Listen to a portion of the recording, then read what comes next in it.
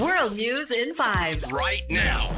News and developments making headlines around the world in 5 minutes. World News in 5. Here on Radyo Pilipinas World Service.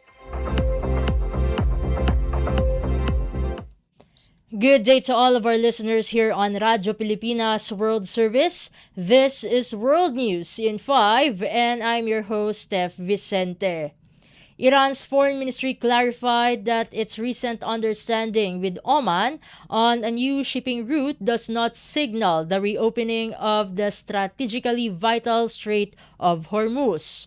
The CNN reports spokesperson Ismail Baghai said the agreement is part of ongoing bilateral negotiations to manage maritime access, but stressed it is only a necessary condition and not sufficient to resume traffic through the strait.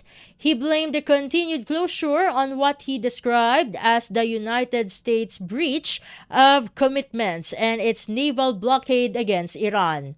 Baghai emphasized that reopening the waterway involves a separate and more complex set of conditions. Meanwhile, global oil markets are adjusting as the Organization of the Petroleum Exporting Countries and its allies, known as OPEC Plus, agreed to increase production in September. The group will boost output by 188,000 barrels per day, marking its sixth consecutive increase as tensions tied to the Iran conflict persist. In other news overseas, 2 crew members were killed after 2 helicopters collided mid-air while battling wildfires in Greece.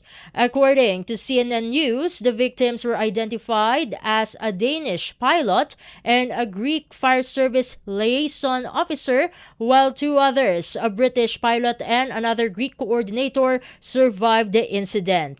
Video footage shows that one Bell helicopter striking the rotors of the other, causing it to burst into flames and crash into a ravine, while a second aircraft managed an emergency landing.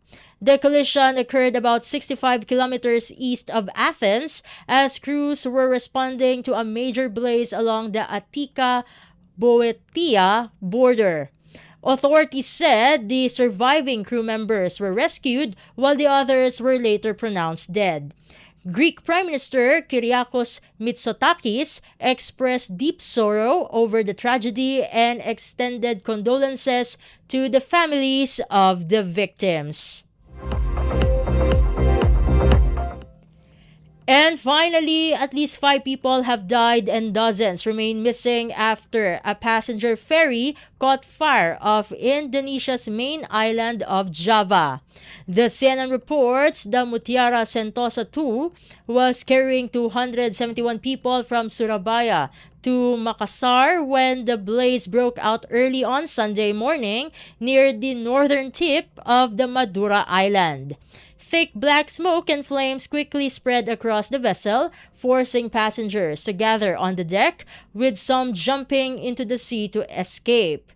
Rescue operations were launched with the help of nearby vessels, although one cargo ship was unable to get close due to its flammable load.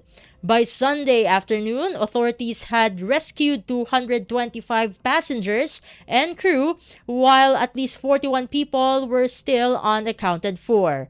Officials said the ferry was nearly engulfed in flames as evacuations continued and search efforts intensified.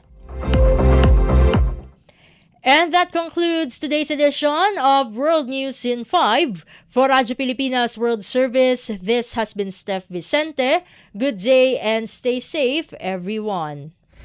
World News in 5. Right now. News and developments making headlines around the world in 5 minutes. World News in 5. Here on Radyo Pilipinas World Service.